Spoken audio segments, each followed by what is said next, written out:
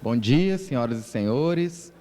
Queria agradecer a presença da comunidade de Moçâmedes nesse primeiro dia de capacitações que nós faremos durante essas 2 semanas, para aprimorar o trabalho dos conselhos de políticas públicas, da administração perante esses conselhos. Então, queria agradecer imensamente a todos vocês. Queria também cumprimentar o senhor Rodrigo Souza Zanzoni, ele que é auditor de controle externo no Tribunal de Contas dos Municípios do Estado de Goiás e chefe de gabinete da presidência.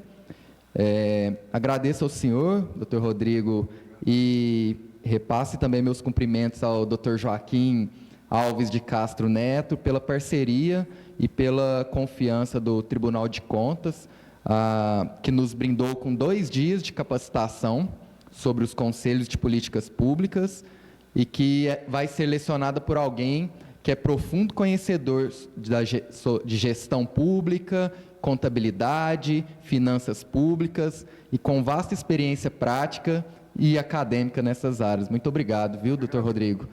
Então, sem mais delongas, eu gostaria de passar a palavra para o doutor Rodrigo Souza Zanzoni.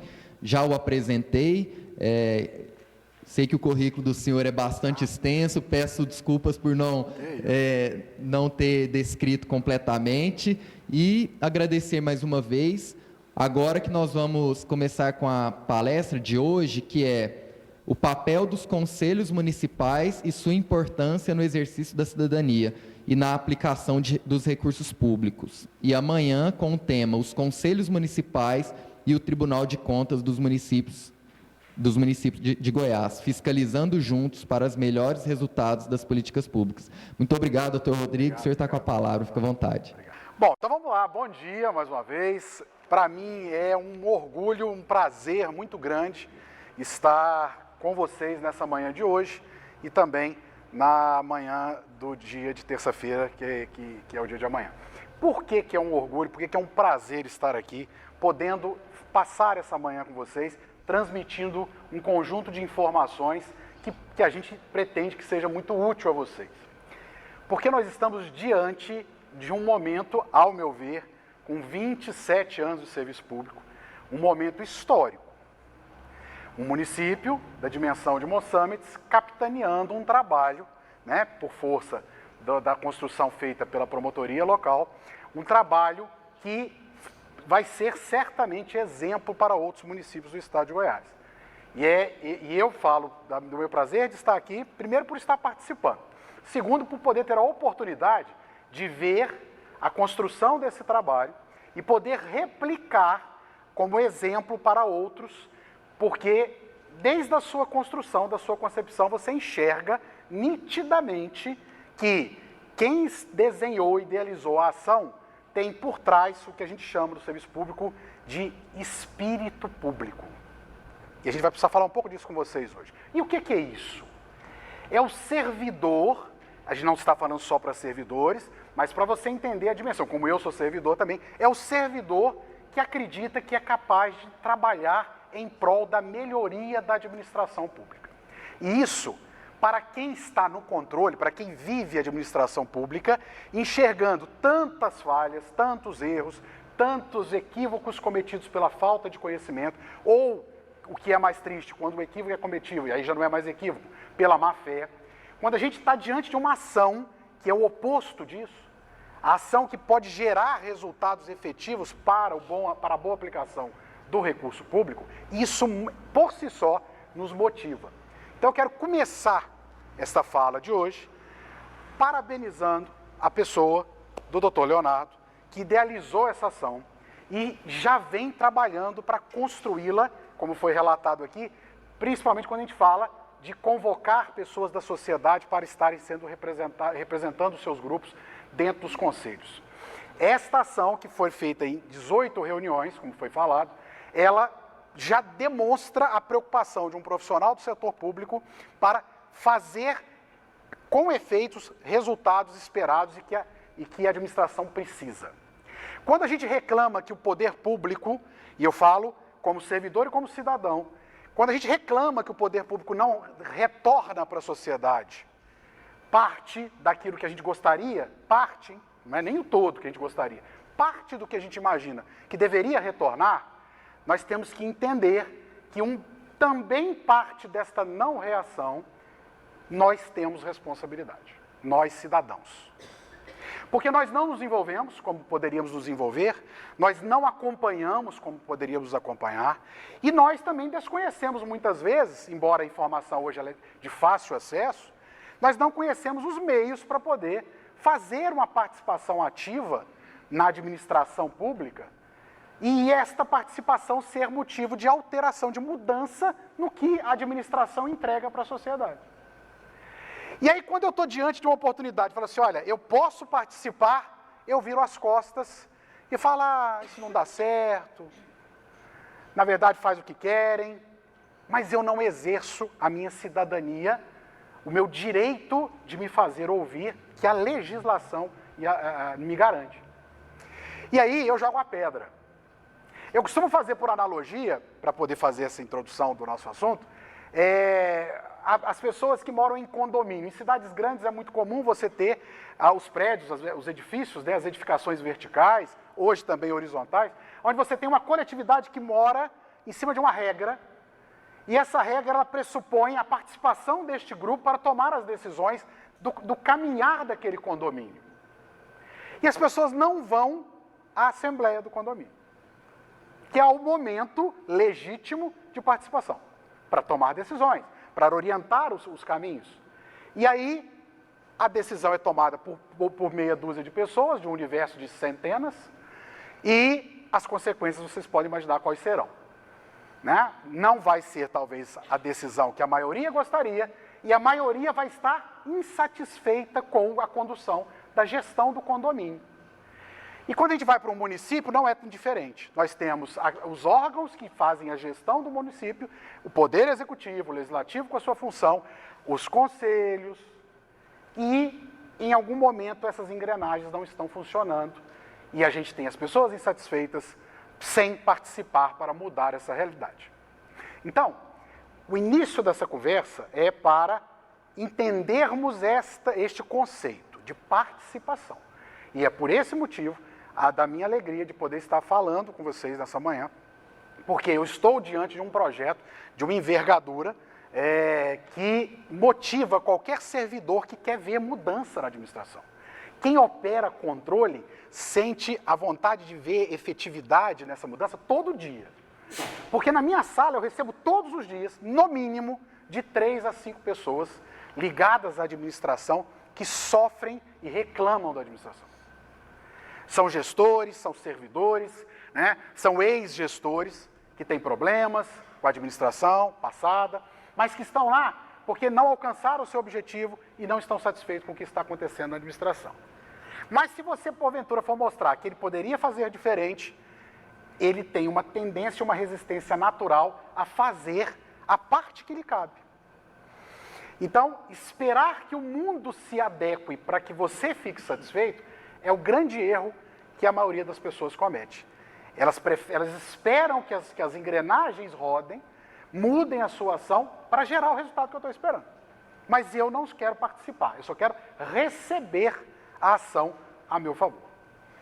E é esta proposta desse projeto que inverte essa lógica para o lado certo.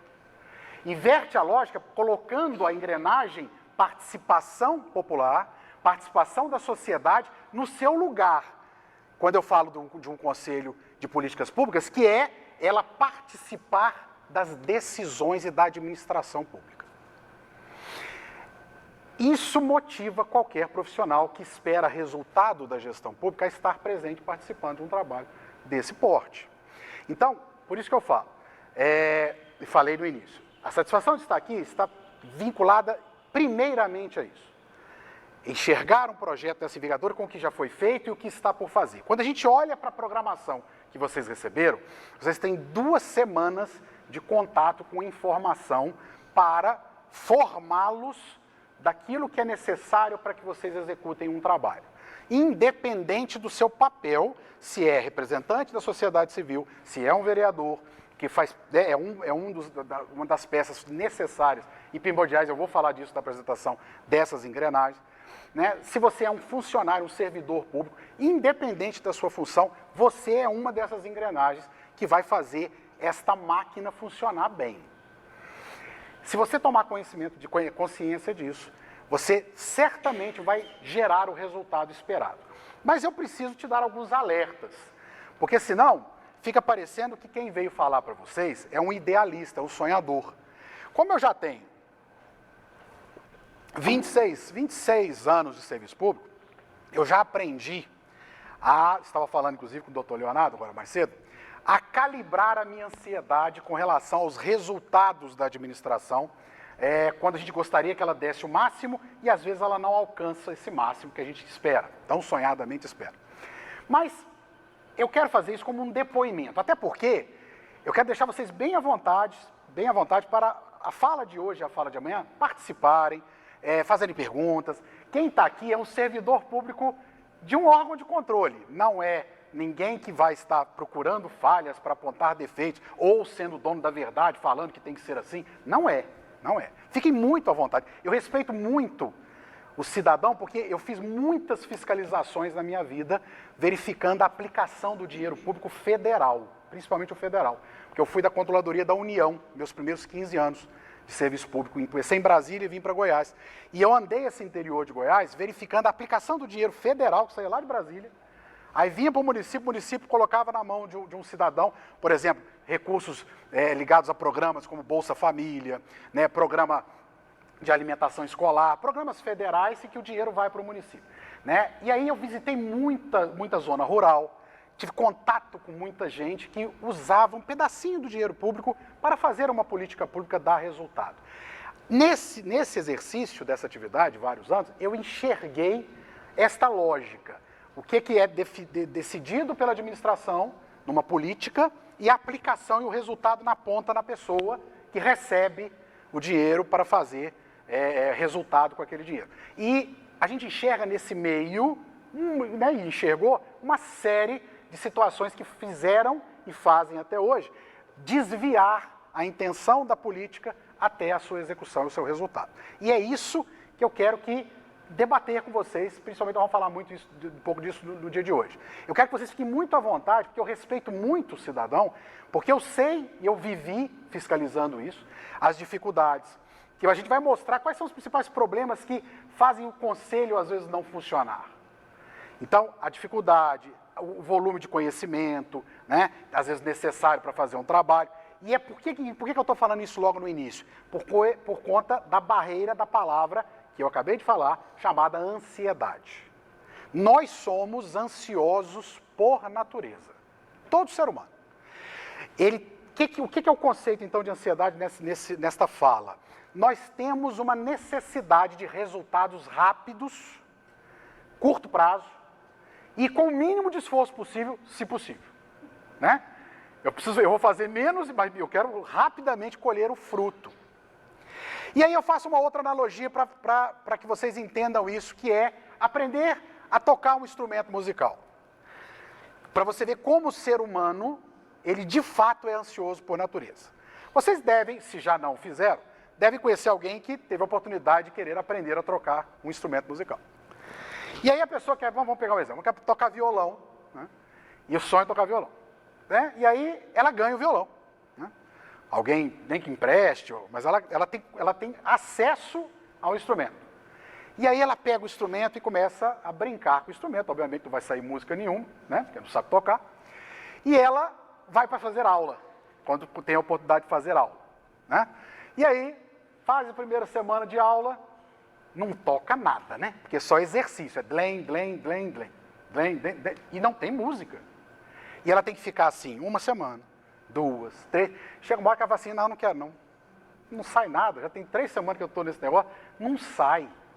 Eu queria pegar o violão e em 2 semanas já está tocando umas 5 músicas. Mas o cara não me ensina a música, me ensina só o blém, blém, blém, que é o exercício para aprender o instrumento.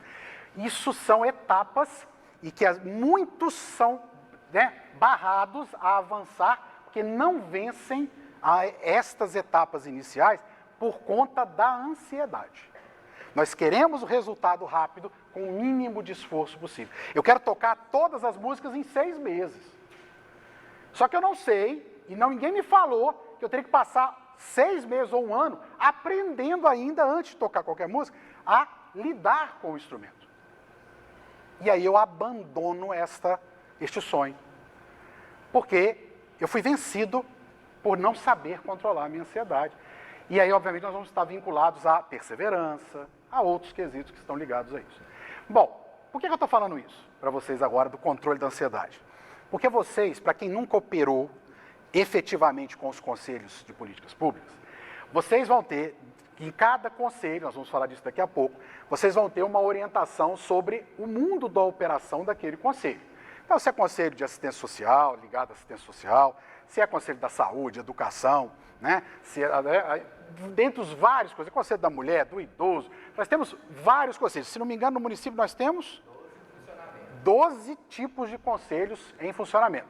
Não existe na legislação uma determinação que tenha que ter tantos conselhos, 10, 20, 30, tem que ser todos esses, não existe isso. O município tem condições de propor a lei, as legislações específicas para a criação de cada conselho. Aqui em Moçambique nós temos 12 criados por lei e que estão em funcionamento. Pode ter até mais que não estão em funcionamento, mas em funcionamento 12.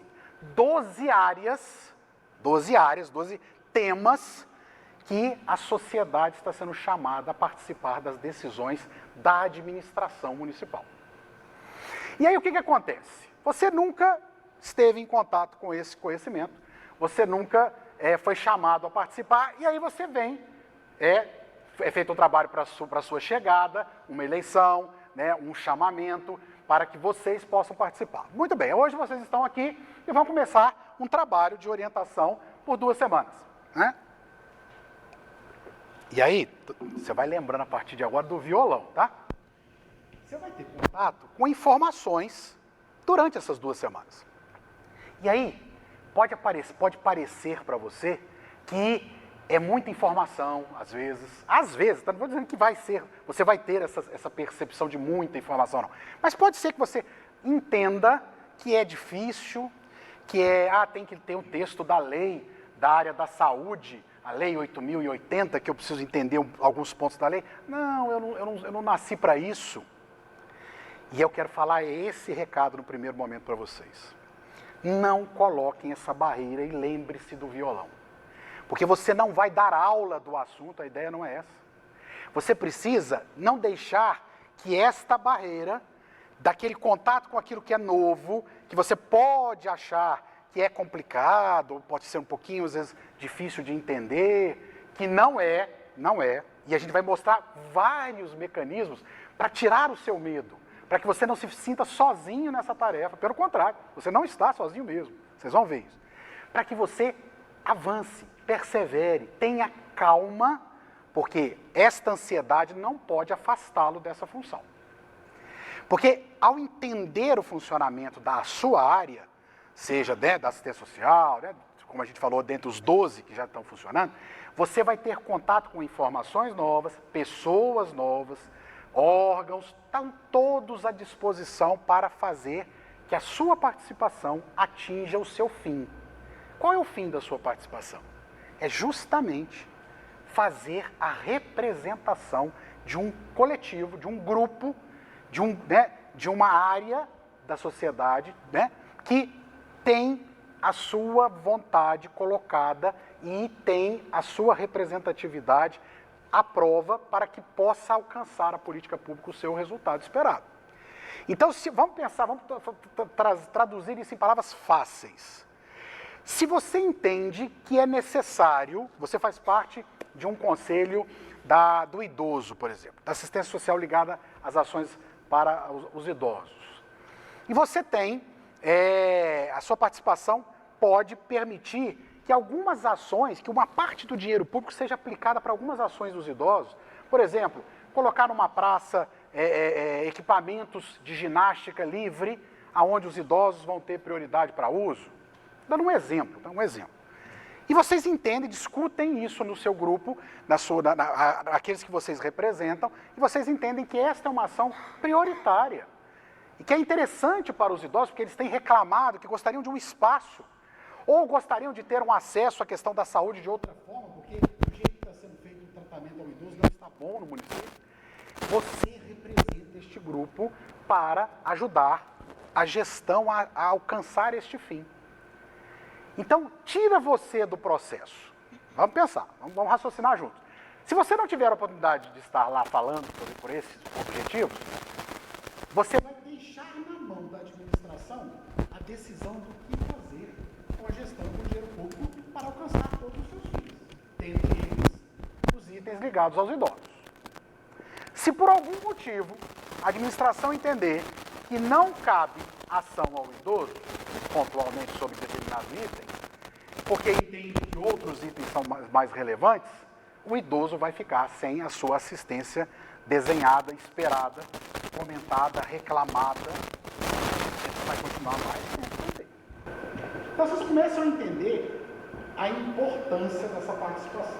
E a gente vai mostrar para vocês o que garante a vocês, na função de conselheiros, né, a condição, a forma de poder trabalhar e o respeito àquilo que, porventura, vocês entendam, né, representando o grupo que representam, vocês entendam ser prioridade para o seu grupo.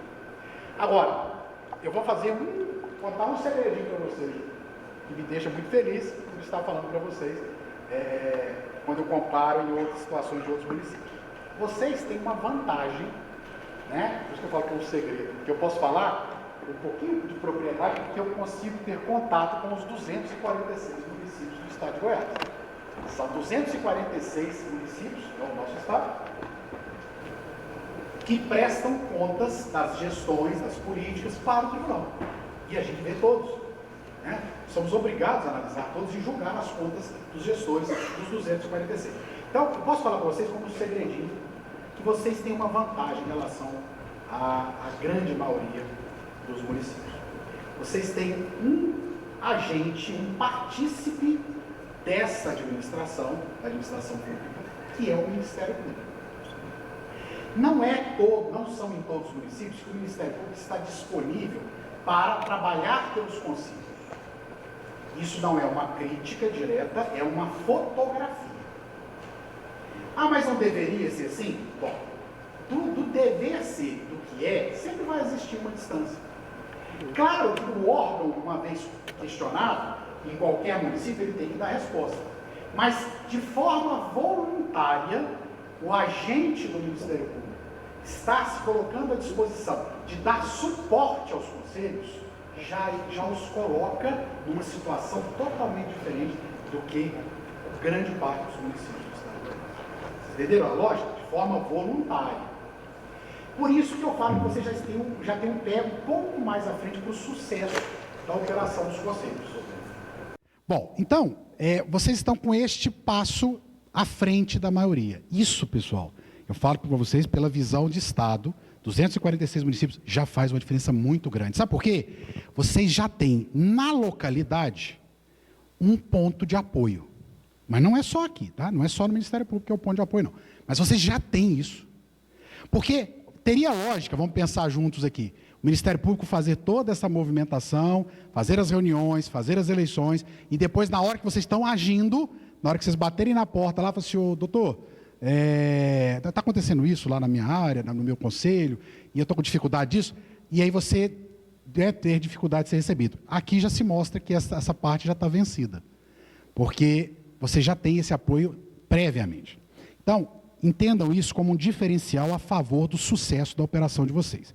Então, eu quero começar essa fala técnica parabenizando a promotoria, explicando a vocês que vocês vão ter 2 semanas, como já está na programação, de orientações, dentre elas orientações técnicas, não é somente orientação de operação em geral, da gestão e visão de gestão pública, mas ela também tem uma parte técnica, mas que essa parte técnica não pode ser uma vilã, não pode ser uma barreira